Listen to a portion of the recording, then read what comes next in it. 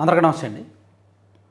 అభివృద్ధి జరుగుతున్న దశలో ఒక నియోజకవర్గం లేదా ఒక పట్టణం జిల్లా కేంద్రంగా వెలుగొందుతున్న దశలో మీది జిల్లా కాదు, జిల్లా కేంద్రం కాదు, మీకు ఇంకా అభివృద్ధి ఉండదు. అప్పటి వరకు ఆ పట్టణంలో జిల్లా కలెక్టరేట్ ఆఫీస్ ఉంటుంది, ఎస్పీ ఆఫీస్ ఉంటుంది, జిల్లా స్థాయి భవనాలన్నీ ఉన్నాయి గత 3 ఏళ్ళుగా. ఇప్పుడు సడన్గా మీరు ఇంక జిల్లా కేంద్రం కాదు, మీ జిల్లాను రద్దు చేస్తున్నాము అని చెప్తే ఆ పట్టణంలో జనం ఊరుకుంటారా? ఆ ప్రాంత ప్రజలు ఊరుకుంటారా? అక్కడున్న ప్రజా సంఘాలు, విద్యార్థి సంఘాలు ఊరుకుంటారా? ఇవ్వకపోతే పర్లా, ఇచ్చిన తర్వాత తీసుకుంటే ఎందుకు అంగీకరిస్తారు? అది రాజకీయంగా కూడా పార్టీకి నష్టమే, అక్కడున్న నాయకుడికి నష్టమే. జిల్లాల పునర్విభజనలో కొత్తగా మదనపల్లి జిల్లా అండ్ మార్కాపురం జిల్లా అండ్ రంపచోడవరం కేంద్రంగా పోలవరం జిల్లా ఏర్పాటు చేయడం తప్పు కాదు. కానీ ఉన్న అన్నమయ్య జిల్లాను రద్దు చేయడం మాత్రం తప్పే.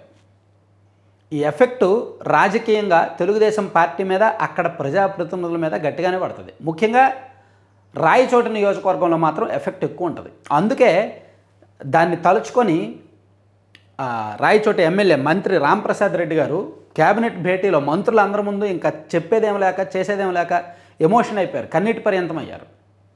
ఎందుకంటే అక్కడ ఆయన ప్రయత్నం ఆయన చేశారు, మ్యాక్సిమం ప్రభుత్వాన్ని కన్విన్స్ చేయడానికి చూశారు, కానీ నో యూజ్, లాభం లేదు.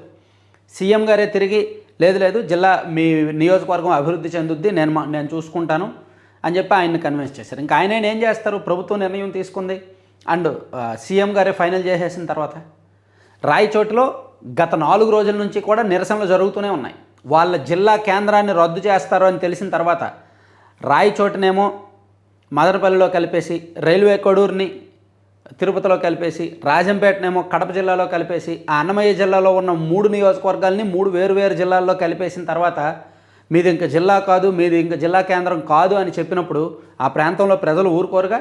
అందుకే గత 4 రోజుల నుంచి కూడా రాయచోటి ముద్దు, మదనపల్లి వద్దు అని నిరసనలు, ధర్నాలు, ఆందోళనలు జరుగుతూనే ఉన్నాయి. ప్రజా సంఘాలు, కుల సంఘాలు, ఆ ప్రాంత విద్యార్థి సంఘాలు, అన్ని వర్గాలు రోడ్లు ఎక్కుతూనే ఉన్నారు. మంత్రి గారు కన్విన్స్ చేయడానికి ట్రై చేస్తున్నారు, ప్రభుత్వాన్ని ఒప్పించడానికి ట్రై చేస్తున్నారు, కానీ నో యూస్. ఎందుకంటే ఆ ప్రాంత మనోభావాలను ప్రభుత్వం పట్టించుకోవట్లేదని చెప్పలేం. ఎందుకంటే సాంకేతికంగా మీకు చాలా ఇబ్బందులు వస్తాయి, మీ 3 నియోజకవర్గాలు కలిపి ఒక జిల్లాగా ఉంటే మీకు సాంకేతికంగా ఇబ్బందులు వస్తాయి, నిధులు పూర్తి స్థాయిలో అందుబాటులో ఉండవు, కాబట్టి నా మాట వినండి, నేను అక్కడ ప్రజలకు నేను కన్విన్స్ చేస్తానని చెప్పి సీఎం గారు తిరిగి మంత్రి గారికి చెప్పి జిల్లాల పునర్విభజనకు ఈరోజు ప్రభుత్వం ఆమోదం తెలిపింది. సో రాయచోటి కేంద్రంగా ఉన్న అన్నమయ్య జిల్లా ఇక మీదట ఉండదు, మదనపల్లి జిల్లా ఉంటుంది. మార్కాపురం కొత్త జిల్లా, మదనపల్లి కొత్త జిల్లా, రంపచోడవరం కొత్త జిల్లా, ఈ 3 కొత్త జిల్లాలతో పాటు కొన్ని రెవెన్యూ డివిజన్లు ఏర్పాటు చేశారు. గూడూరుని నెల్లూరులో కలిపారు. సో ఇది ఖచ్చితంగా రాయచోటి నియోజకవర్గం గెలవలేక గెలిచారు రాంప్రసాద్ రెడ్డి గారు. విపరీతమైన కూటమి గాలి ఉండటంతో ఆయన కూడా, నిజానికి రాయచోటి నియోజకవర్గం అంటే ముస్లిం ప్లస్ రెడ్డి కాంబినేషన్ కాబట్టి ఫక్తు యాంటీ టీడీపీ ఓటింగ్ అక్కడ. కానీ అటువంటి పరిస్థితుల్లో విపరీతమైన కూటమి గాలి రావడం అండ్ రాంప్రసాద్ రెడ్డి గారు వాళ్ళ ఫాదర్కి మొదటి నుంచి కూడా అక్కడ స్ట్రాంగ్ పొలిటికల్ బేస్ ఉండటంతో గత ఎన్నికల్లో గెలిచారు. గెలిచిన తర్వాత ఇంకా పర్మనెంట్గా రాజకీయంగా పునాదులు స్ట్రాంగ్ చేసుకోవాలి, పార్టీని బలోపేతం చేయాలి, మూలాల్లోకి వెళ్ళాలి, తన భవిష్యత్తు అండ్ పార్టీ అక్కడ పూర్తి స్థాయిలో గ్రౌండ్లోకి వెళ్ళాలి అనుకుంటున్న దశలో, కొంచెం జాగ్రత్తగా వెళ్తున్న దశలో ఇప్పుడు ఈ జిల్లాల పునర్విభజన ఒక పెద్ద దెబ్బ. ఆయనకు రాజకీయంగా దెబ్బే, అక్కడ పార్టీకి పెద్ద దెబ్బే. సో ఆ ప్రజలు గుర్తుపెట్టుకుంటారు. ఎమోషనల్ అండ్ సెంటిమెంటల్ సంబంధించిన వ్యవహారం కాబట్టి, ప్రాంతీయ వ్యవహారం కాబట్టి అక్కడ ప్రజలు గుర్తుపెట్టుకుంటారు. సో మళ్ళీ అక్కడ ఆయన కన్విన్స్ చేయడానికి ప్రయత్నించినా సరే వినరు. అందుకే ఇవన్నీ భవిష్యత్తు తలుచుకొని అండ్ అక్కడ ప్రాంత మనోభావాలు తలుచుకొని మంత్రి గారు కేబినెట్ భేటీలో కన్నీటి పర్యంతం అయ్యారంట. చాలాసేపు మంత్రులందరూ వాదార్చారు, సీఎం గారు కూడా ఆయనకు వాదార్చారంట.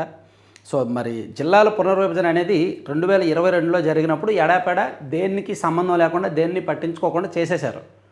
ఇప్పుడు మేము ప్రాంతీయ మనోభావాలు పట్టించుకుంటాం, ప్రజాభిప్రాయాలు పట్టించుకుంటాం అన్నప్పుడు మరి రాయచోటి ప్రజలది ప్రజాభిప్రాయమేగా, అక్కడ ప్రజలవి మనోభావాలేగా, అవి కూడా పట్టించుకోవాలిగా. మదనపల్లికి సెపరేట్ జిల్లా ఇవ్వడం తప్పు కాదు, మరి రాయచోటి జిల్లాను రద్దు చేయడం తప్పే కదా. సో అందుకే ప్రభుత్వం ఈ విషయంలో పునరాలోచించే అవకాశం అయితే లేదు. ఎందుకంటే అక్కడ ఆ ప్రాంతంలో ఎన్ని నిరసనలు జరుగుతున్నా ఆ ప్రాంత ప్రజాప్రతినిధిగా రాంప్రసాద్ రెడ్డి గారు ఎంత ప్రయత్నం చేసినా ప్రభుత్వం మాత్రం ముందుకే వెళ్ళింది. జిల్లాల పునర్విభజనకు కేబినెట్ ఆమోదం తెలిపింది.